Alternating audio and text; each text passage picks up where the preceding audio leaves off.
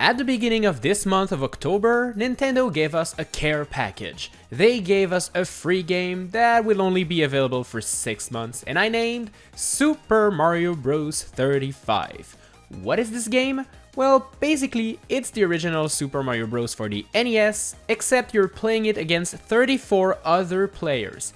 Yes, it is a Battle Royale version of Mario. Now this is epic, but can we beat this game without a coin? The rules are kinda confusing, to be honest. In fact, I think that before we get to the good stuff, we have to explain how this game works.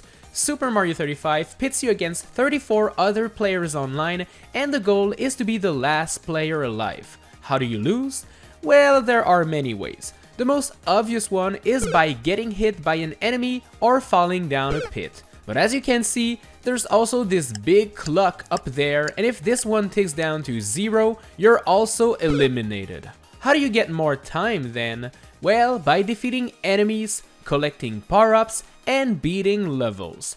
Every time you complete a level, a new one begins instantly. So, how do we beat this game? Well, you kinda don't. It's a battle royale, so you just survive. For this challenge, we are going to have to be the last player standing, and all of this without touching a single coin. You see this lovely coin counter at the top left of Mario's screen? Well, we need to keep it at 0 at all times. Sadly for us, there are many ways that this game will prevent us from doing so, but I'll explain everything as we go. So let's start that battle royale, gamers. First of all, the way the levels are selected in Super Mario Bros. 35 is via a level pool. So basically, before starting, all 35 players pick a random level via the selection screen over there, and all of the levels are then randomly shuffled, and this is what we'll be playing. Personally, my goal here is to survive without touching coins, so I picked World 1-1, which is the easiest level of all time.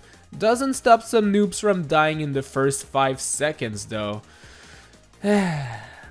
Anyways, World 1-1 is not very difficult, and there's not many coins on the way. You'll want to start building your time by jumping from one enemy to the next, because comboing enemies actually gives out a lot more time than defeating them individually. Normally, you want to collect as many coins as you can in Mario 35, because it allows you to spin the Wheel of Epicness. This Mario Kart inspired item block that can give you a mushroom, a flower, a star, and a POW block. All of those items are super helpful to help us win, especially near the end game, when only the top players remain, but sadly, because we are not collecting a single coin, well, we're never going to be able to spin the wheel, which is kind of a bummer. World 1-2 is also not very difficult, as most of the coins are hidden in blocks, and when they're not, you can always go underneath them and dodge them.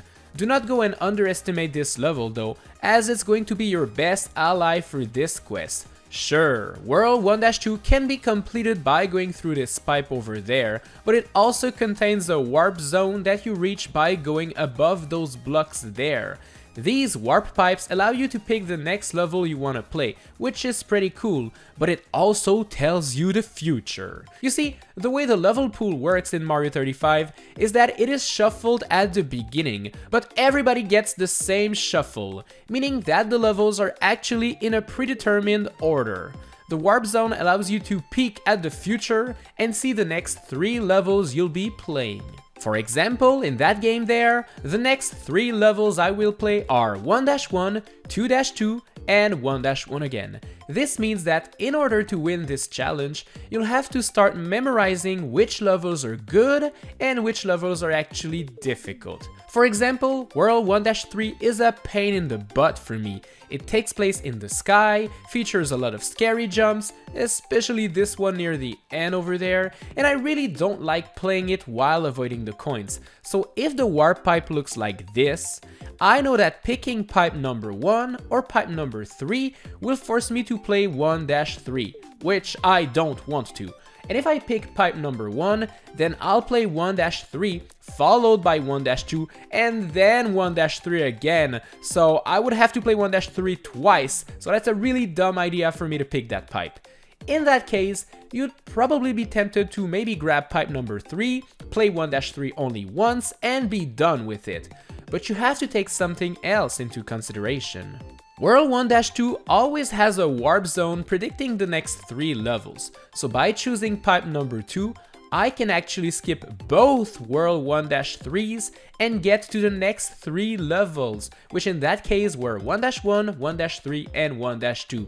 Obviously, I want to skip 1-3 because I hate it, so I picked 1-2 again. You see how this warp pipe comes in handy?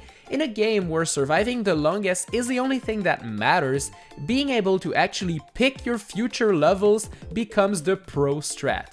Keep that in mind as you play this game.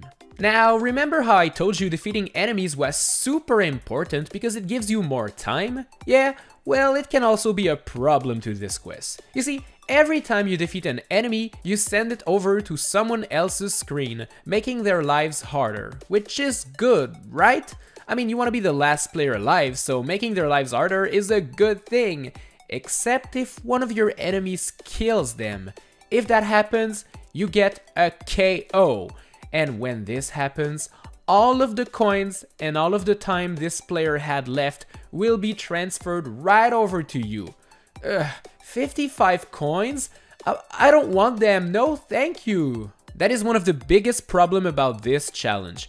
You want to be the last player standing, meaning you need to defeat enemies to gather up time and survive. But every enemy that you defeat is a potential threat to another player and might end up giving you a KO and a bunch of dirty coins. How do you prevent that from happening?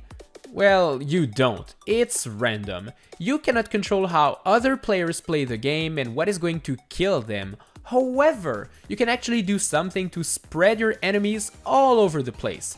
Super Mario 35 gives you 4 attack patterns: attacking the player with the lowest time, the one with the most coins, your own attackers, or just attacking a random player. The random option is going to be your best bet for this one because it sends every enemy you defeat to a random player every single time.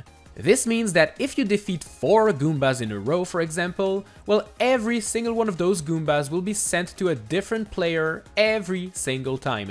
This spreads out your attack all over the place, and since you're never actually targeting one single player, well, they might not die from your Goombas, and that's good, because you might never end up getting the dirty KO coins.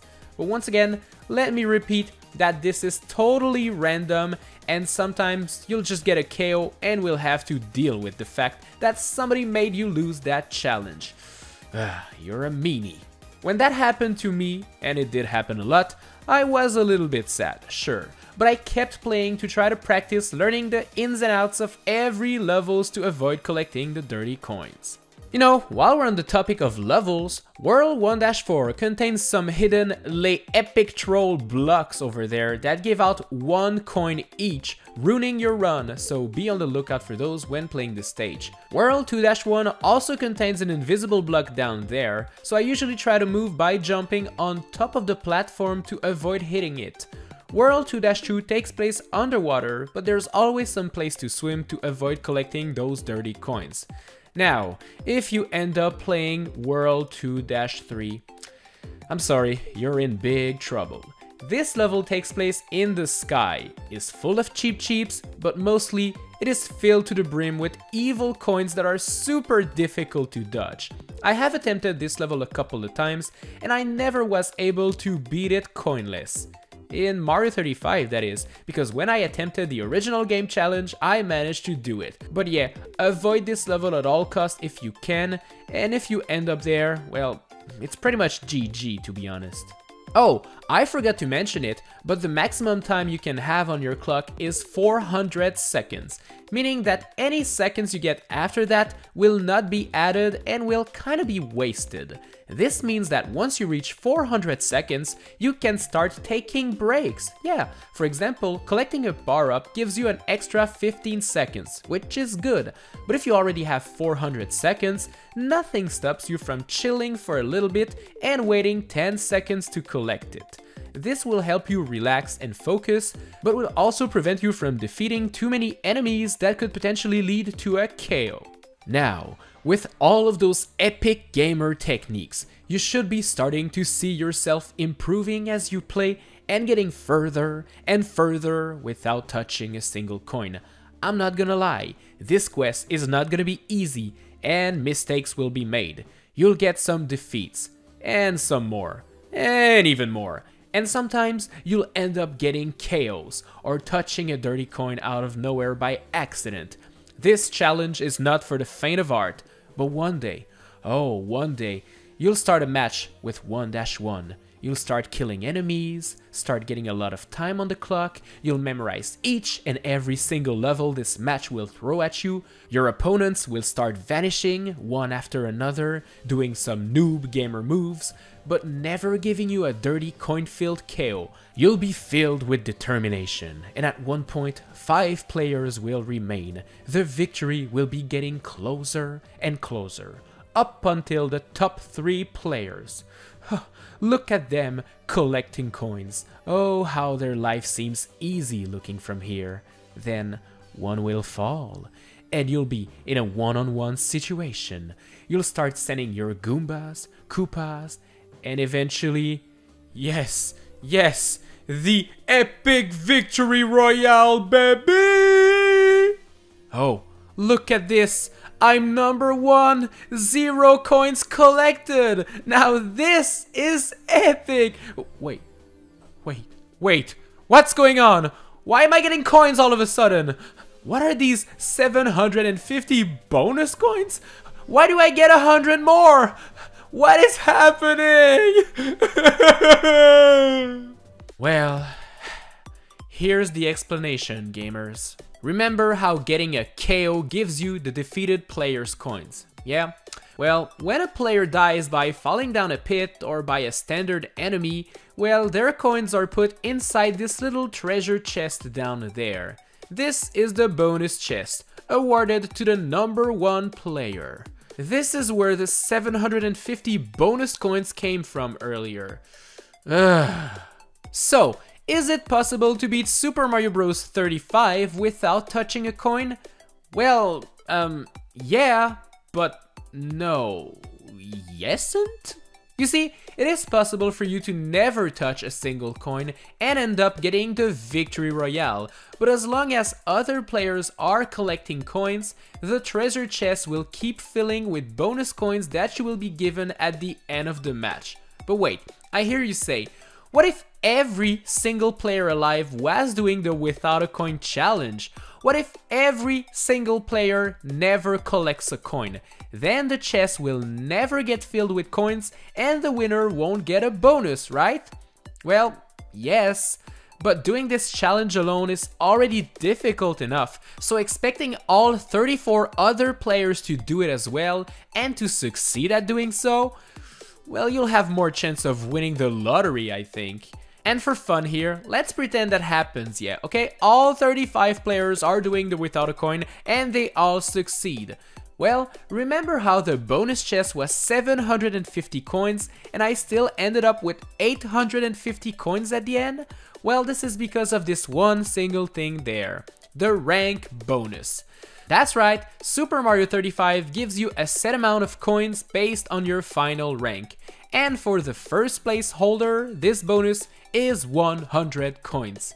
So technically speaking, no, it is not possible to beat Super Mario 35 without getting a single coin. The minimum amount is 100. Why do you do this to me, Nintendo? Do you have any idea of how many tries it took me to get a victory without touching a single coin? Do you have any idea how much time I spent doing this video? And all of this for 100 bonus coins at the end? Why am I doing this to myself? Thanks a lot for watching this video, guys. I hope you enjoyed it. And if you did, please subscribe. Make sure to ring that bell and like the video as well to help me out. And in the meantime, well, if you're new here, hey, my name is Nico and I make weekly gaming videos like the one you just watched. So tap the cards on screen right now to start binge watching all of my previous challenges. They're pretty good, I promise. Alright guys, I'll see you in the next one.